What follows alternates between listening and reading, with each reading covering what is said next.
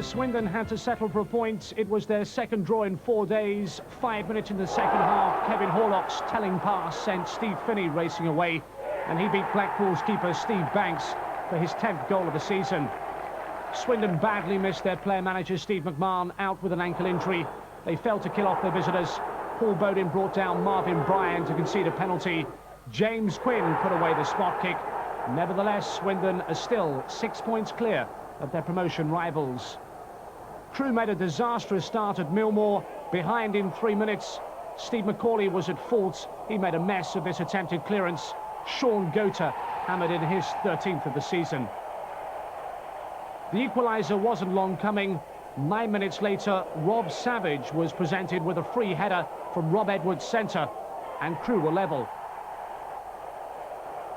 It was Paul Blades who restored the home side's advantage with a perfect header.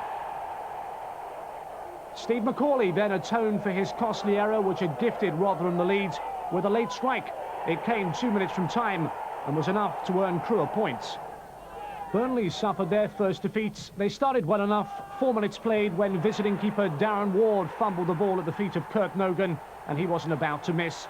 County rested Devon White. Paul Devlin operated in a central striking role. He was on the end of Andy Legg's long throw, and his goal-bound effort deflected off Vince Arkins. Devlin put County in front from the penalty spot before half-time, and shortly after the interval, they increased their advantage as Ian Barraclough rose unchallenged to head home Andy Legg's corner.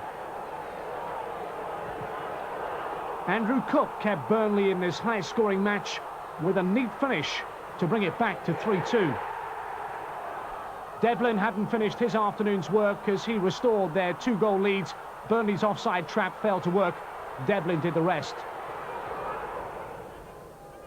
Kurt Nogan ensured an exciting finish with Burnley's third of the afternoon, 5 minutes from the end. But Notts County held on, and the victory puts them level on points with second-place Crewe. To the Vetchfield for Swansea Wycombe, commentary from Hugh Johns. Yes! Toby! Steve Toby! And it's a wicked one hanging there, and it's in. It's 1-1. Now, Garner's claiming this, but I thought that went straight in from the corner kick. Howard with the free kick for Wycombe. Wycombe, remember, protecting a 12 games unbeaten run. Oh! And they've won it. That's Carroll. Chesterfield stay right on the heels of the leading pack despite an early setback at Saltergate when Neil Tolson put Bradford in front. John Duncan's Chesterfield side are fast becoming the penalty specialists. They rewarded 2 more on Saturday to make it 4 in 4 games. Nicky Law converted the first. The deciding goal came on 75 minutes. Richard Lightbird's goal line save cost him a red card. Lightbird sent off for deliberate handball. Bradford down to 10 men, and the penalty proved decisive. Law knocked in the spot kick. 2-1 to Chesterfield.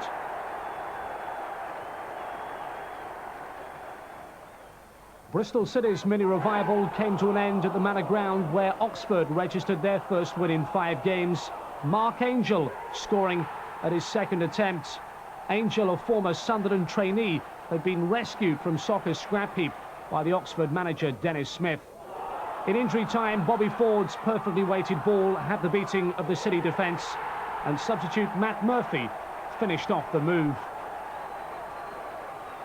Bournemouth's steady climb up the table was checked by a Walsall side who kept a clean sheet for a change, but the game rarely sparked into life. It ended goalless, and Walsall will step up their search for a new striker. A worrying injury list prompted Rovers manager John Ward to gamble on a young, inexperienced team. They didn't let him down. Andy Gurney gave them the lead minutes before half-time. A rare shot on target by Peterborough against the run of play 10 minutes after the restart guaranteed them a share of the spoils. Paul Shaw, on loan from Arsenal, netted his second goal in as many matches.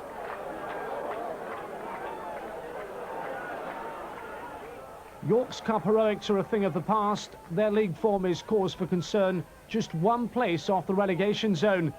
Ian Hallowell certainly made an impressive return to the Stockport first team. He was on target after 67 seconds at Bootham Crescent.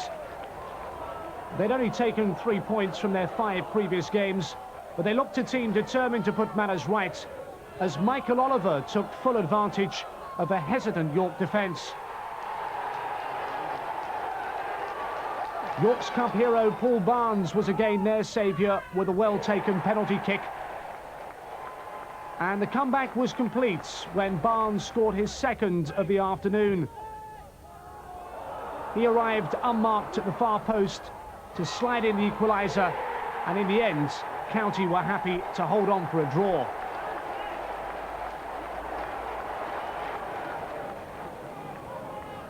Last season, Brentford reached the playoffs. Now they're in the bottom 4 and struggling. This was their 4th home defeat. Manager Dave Webb had dropped keeper Kevin Dearden and replaced him with Tamer Fernandez, who was keen to make an impression. Not even he could prevent Tommy Lynch from giving Shrewsbury the lead from the penalty spot in emphatic fashion. Richard Scott made sure of the points with a simple second goal, which helped lift Shrewsbury into mid-table security. Brighton's trip north ended in disappointment. Opponents Carlisle jump above them in the table. 1 goal settled it, scored in spectacular fashion by David Curry. To Boothbury Park for Hull's match with Wrexham, Alistair Mann is the commentator. Good by Lowthorpe into Windass. Now then, this is a little bit better from Lee, and it's smashed into the net by Abbott. It's a dangerous corner, and Connolly should have scored, and in the end it has gone in, and the late show strikes again for Wrexham. Swindon's lead has been cut from 8 points to 6 in the last week. Notts County move level with Crewe on 31 points, but Crewe do have a game in hand on the other clubs at the top. Hull remain bottom. Carlisle's win over Brighton lifts them above Liam Brady's side. Shrewsbury were the only other side in the bottom half to win.